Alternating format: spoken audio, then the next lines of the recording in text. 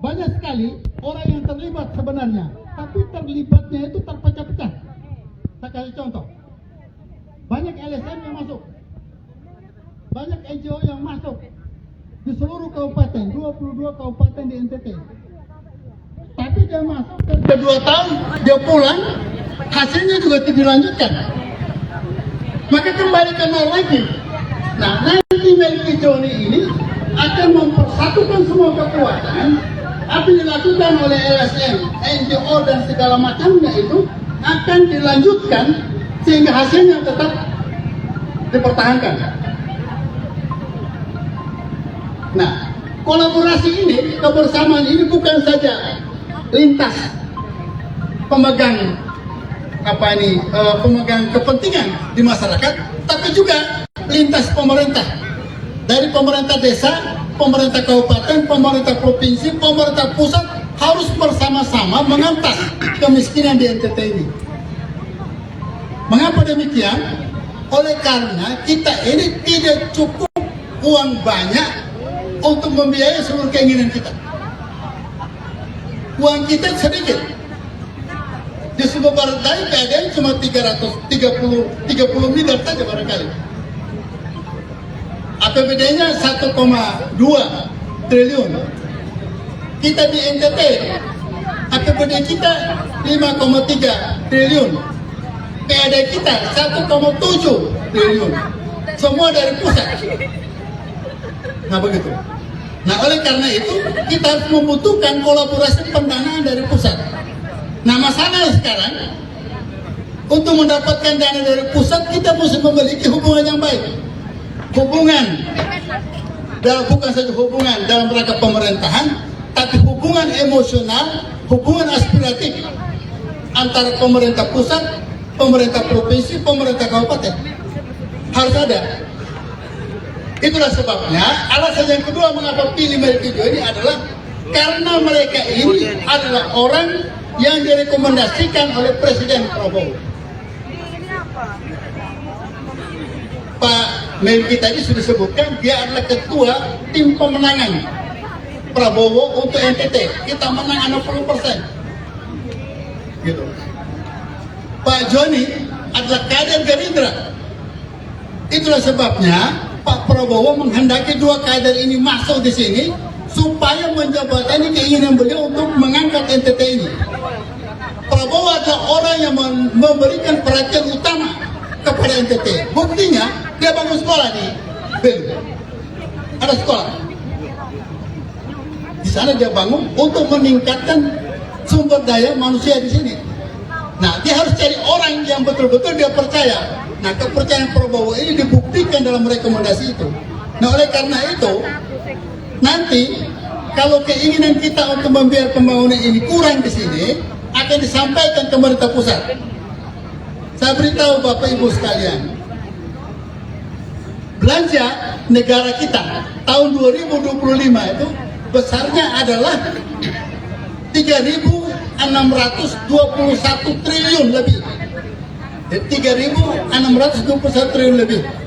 Yang dibagi ke daerah, kabupaten dan kota itu cuma 919 triliun. Jadi 260 sekian triliun itu ada di pusat.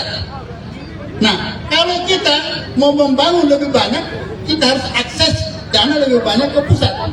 Caranya ialah melalui kepemimpinan di daerah, kepemimpinan yang dipercaya oleh pucuk pimpinan di pusat. Kalau orang tidak percaya malah memberikan uang banyak-banyak. Itulah sebabnya kita kalau mau misalnya pelabuhan Baikalaon diperbaiki supaya arus barang dan jasa itu lancar, pilihlah Melki Joni. Kalau mau tuh Sungai Polopare itu masuk di program strategis nasional, pilih Melki Joni. Gitu.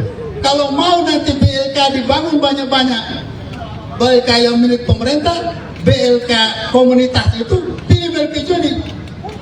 Kalau mau nanti anak-anak kita itu ditangkap di pelabuhan, di bandara, dikembalikan ke kampung karena mereka ilegal, pilih mereka ini. Bangun BLK, mereka latih mereka kirim. Kalau perlu, kita perjuangkan kantor imigrasi ada di Sumba Barat Daya. Jadi orang kalau keluar negeri pergi kerja, urusannya di sini saja. Tidak perlu ke Denpasar. Itu pilih Melki Joni. Kalau mau, ya toh, ternak kerbau ini tidak musnah di Sumba Barat Daya karena pesta terus, pilih Melki Joni. Sudah ada ini peternakan kerbau di Lora ini, hanya belum berkembang, gitu. Jadi daripada kita nanti dan kerbau, kita pilih Melki Joni, tambah jumlah kerbau di Sumba Barat Daya, biar pesta terus.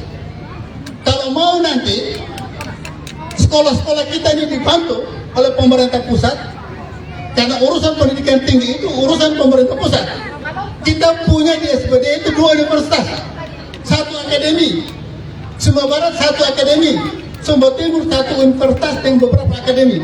Kalau mau ini berkembang, karena ini urusan pusat, pilih Melki Joni supaya ada asrama mahasiswa dibangun, ada dosen-dosen negeri diperbantukan, ada bantuan beasiswa untuk para mahasiswa, program D3, program S1, S2 dan seterusnya. Karena kuncinya orang kepercayaan Prabowo lah yang dapat menyampaikan ke sana.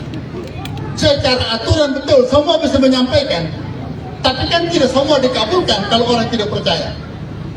Itulah sebabnya saya minta kita yang hadir di sini untuk mencoba melapangkan dada tanggal 27. Tak ada pilihan lain, kita susuk nomor 2 Melki Joni, biar keadaan kita berubah. Ada orang yang bagus, pintar, pemimpinnya bagus, ada programnya bagus, tapi kalau duitnya tidak ada, mau bagus bangun, ya, kalau uang tidak ada tidak bisa.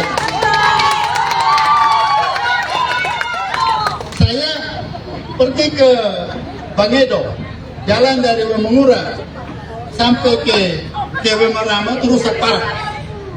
Diminta berkali-kali, katanya DPR RI datang, gubernur datang, DPRD 1 datang, kabupaten datang, tidak diperbaiki. Saya jawab karena uang tidak ada. Nah, supaya uang ada ini kita pilih orang yang punya hubungan langsung ke pusatnya. Gitu begitu. Oleh karena itu, Bapak Ibu sekalian, saya tidak memperpanjang kata. Saya hanya minta supaya kita pilih Melki Joni nanti tanggal 27 November tahun 2024 ini. Kalau saya bilang Melki Joni tadi ya, bilang menang-menang pasti menang. Oh, ayo Bang Ente deh. Ya, saya ulang ya. Melki Joni. Ayo bangun NTT. Melki Joni. Menang, menang, pasti menang. Nomor 2. Bungkus. Biar kita goyang kemana-mana. Sekian dan terima kasih.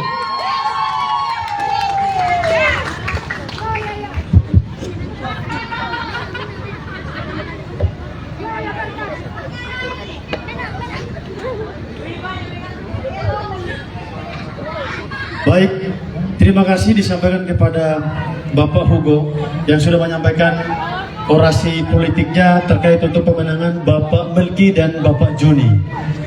Baik, Bapak Mama yang masih ada di luar lapangan, mohon masuki area lapangan Galatama.